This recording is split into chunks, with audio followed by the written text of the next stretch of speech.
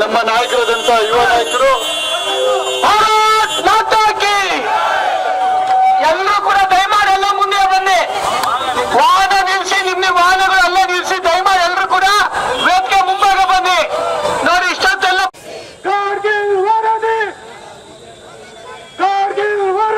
ಜಾರಿಗೆ ಬರಲಿ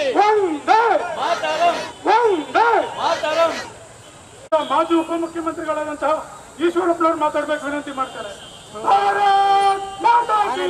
ಆತ್ಮೀಯವಾದಂತ ಸ್ವಾಗತವನ್ನು ಕೊಡ್ತಾ ಇದ್ದೇನೆ.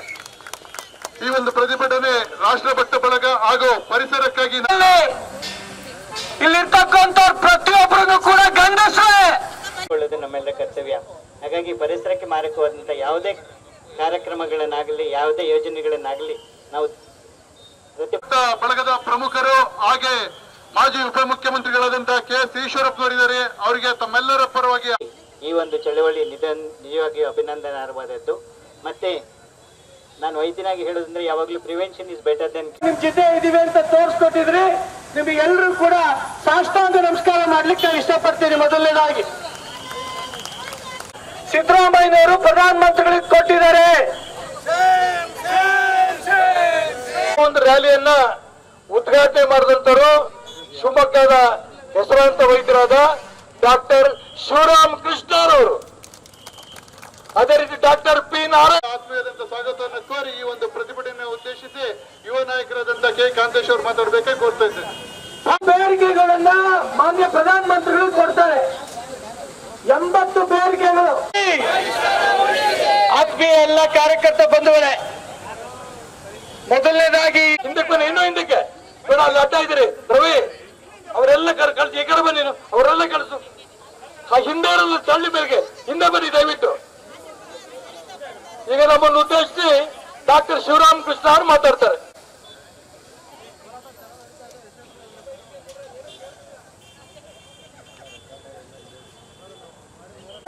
ಧನ್ಯವಾದಗಳನ್ನ ತಿಳಿಸುತ್ತೆ ಇಷ್ಟಪಡ್ತಾ ಇದ್ದೀನಿ. ಉಂಟು ಮಾಡಬೇಕು ಅಂತೇಳಿ ಇದು ದೊಡ್ಡ ರ್ಯಾಲಿ ಎಲ್ಲ ಭಾಗದಲ್ಲೂ ಕೂಡ ಹೋಗ್ಬಿಟ್ಟು ಬಂದಿದೆ. ಸರ್ಕಾರ ಈ ದಿಕ್ಕಲ್ಲಿ ಗಮನ ಕೊಡ್ಲಿಲ್ಲ ಅಂತಂದ್ರೆ ನಾವು ಸರ್ಕಾರದ ವಿರುದ್ಧ ದೊಡ್ಡ ಹೋರಾಟ ಮಾಡಬೇಕಾಗತ್ತೆ ಅನ್ನಂತ ಎಚ್ಚರಿಕೆ ಕೂಡ ಈ ಸಂದರ್ಭ ಕೊಡಕ್ಕೆ ಇಷ್ಟಪಡ್ತೇನೆ. ಈ ಒಂದು ಹೋರಾಟದಲ್ಲಿ ನಮ್ಮ ಅನೇಕ ತಿಂಗಳಿಂದ ಮಾರ್ಗದರ್ಶನ ಮಾಡ್ಕೊಂಡು ಬಂದಿರೋಂಥ ಪ್ರೊಫೆಸರ್ ಕುಮಾರಸ್ವಾಮಿ ಇರ್ಬೋದು, ಶ್ರೀಯುತ ಶ್ರೀಪತಿ ಇರ್ಬೋದು, ಗೌಡ ಇರ್ಬೋದು, ಜನಾರ್ದನ್ ಪೈ ಇರ್ಬೋದು, ಅಶೋಕ್ ಕುಮಾರ್ ಇರ್ಬೋದು, ಅದೇ ರೀತಿ ಶ್ರೀಕಾಂತ್ ಇರ್ಬೋದು, ಪ್ರಕಾಶ್ ಇರ್ಬೋದು, ಜನಾರ್ದನ್ ಪೈ ಇರ್ಬೋದು, ಮಹಾದೇವ ಸ್ವಾಮಿ ಇರ್ಬೋದು, ಕನ್ನಡ ಸಂಘದ ಪ್ರಮುಖರು, ರವಿ ಅಂತ ಪ್ರಮುಖರು, ಅಣ್ಣಾ ಹಜಾರೆ ತಂಡದವರು, ಈ ರೀತಿ ಸೈಕಲ್ ಕ್ಲಬ್ನವರು ಎಲ್ಲರೂ ಕೂಡ ಇವತ್ತು ಭಾಗವಹಿಸ್ತಾ ಇರೋದು ತುಂಬಾ ಸಂತೋಷ. ಇದು ಆರಂಭ.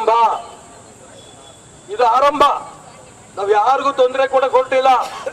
ನಾವು ಇದೇ ರೀತಿ ಸರ್ಕಾರ ಪ್ರಯತ್ನ ಮಾಡಿದ್ರೆ ಸರ್ಕಾರದ ಮಂತ್ರಿಗಳನ್ನ ಶಿವಮೊಗ್ಗ ನಗರಕ್ಕೆ ಬಂದಾಗ ಮುತ್ತಿಗೆ ಹಾಕ್ಬೇಕಾಗತ್ತೆ ಅಂತ ಎಚ್ಚರಿಕೆ ಕೊಡಕ್ಕೆ ಇಷ್ಟಪಡ್ತೇನೆ.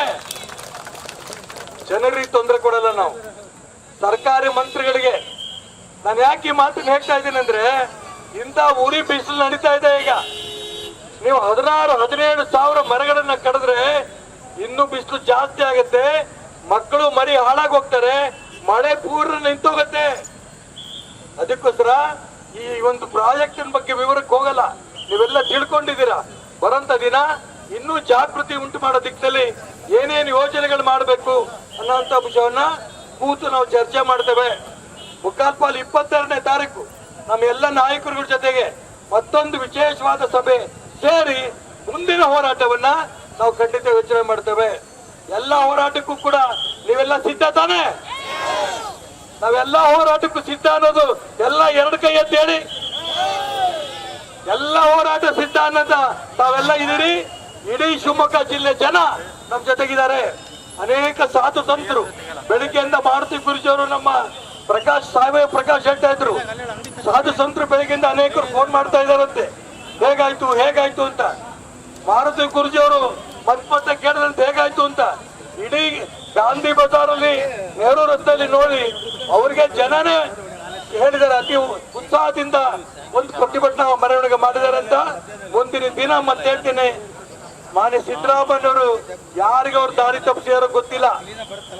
ಈ ಶರಾವತಿ ಸ್ಟೋರೇಜ್ ನ ಒಂದು ವಿಶೇಷವಾದ ಇದರಿಂದ ಜನಕ್ಕಾಗ್ತಾರಂತ ಅನ್ಯಾಯ ಮುಖ್ಯಮಂತ್ರಿಗಳು ತಿಳ್ಕೊಂಡು ಪ್ರಧಾನಮಂತ್ರಿಗಳಿಗೆ ಪತ್ರ ಕೊಡಬೇಕಾಗಿತ್ತು. ನಾವು ಕೂಡ ಪ್ರಧಾನಮಂತ್ರಿ ಭೇಟಿ ಮಾಡ್ತೇವೆ. ನಾವು ಕೂಡ ಈ ಯೋಜನೆಯಿಂದ ಆಗ್ತಾ ಇರಂತ ಅನ್ಯಾಯವನ್ನ ಸಾಧು ಸಂತರು ಸಂತೋಷ್ ಹೆಗ್ಡೆ ಇರ್ಬೋದು, ಹಿರೇಮಠ್ ಇರ್ಬೋದು, ನ್ಯಾಯಮೂರ್ತಿ ಗೋಪಾಲ್ ಗೌಡ್ರು ಇರ್ಬೋದು, ಎ.ಟಿ. ರಾಮಸ್ವಾಮಿಗಳು ಇರ್ಬೋದು, ಪರಶುರಾಮೇಗೌಡರು ಇರ್ಬೋದು, ಈ ರೀತಿ ಎಲ್ಲಾ ಪ್ರಮುಖರನ್ನು ಕೂಡ ಭೇಟಿ ಮಾಡಿ, ಶೃಂಗೇರಿ ಜಗದ್ಗುರುಗಳು ಇರ್ಬೋದು, ಸ್ವರ್ಣವಲ್ಲಿ ಸ್ವಾಮಿಗಳು ಇರ್ಬೋದು, ಅನೇಕ ಸ್ವಾಮಿಗಳನ್ನ, ಪೇಜಾವರ ಸ್ವಾಮಿಗಳು, ಇವರೆಲ್ಲರನ್ನು ಭೇಟಿ ಮಾಡಿ ಪ್ರಧಾನಮಂತ್ರಿಗೆ ಮನವರಿಕೆ ಮಾಡ್ತೇವೆ. ಯಾವ ಕಾರಣಕ್ಕೂ ಈ ಯೋಜನೆ ಆಗೋದಕ್ಕೆ ಬಿಡಲ್ಲ.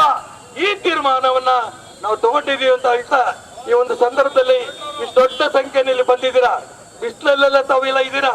ಹಾಗಾಗಿ ಈ ಸಭೆಯನ್ನ ಇಲ್ಲಿಗೆ ನಾವು ಮುಗಿಸ್ತಾ ಇದ್ದೇವೆ. ಅನೇಕರು ಇನ್ನು ಮಾತಾಡಬೇಕಾಗಿತ್ತು, ಅದು ಉಳಿದಿದ್ದಾರೆ ನಾವು ಹೇಳ್ತಾರೆ. ಆ ಪ್ರಕಾರ ನಾವು ನೋಡ್ಕೊಳ್ಳೋಣ. ಮುಂದಿನ ಹೋರಾಟಕ್ಕೆ ಸಜ್ಜಾಗಿರ್ಬೇಕು ಅಂತ ಪ್ರಾರ್ಥನೆ ಮಾಡಿ ಇನ್ನಷ್ಟು ಹೆಚ್ಚಿನ ಮಾಹಿತಿಗಾಗಿ ಫಾಲೋ ಮಾಡಿ ಬ್ರಿಗೇಡ್ ನ್ಯೂಸ್ ಕನ್ನಡ.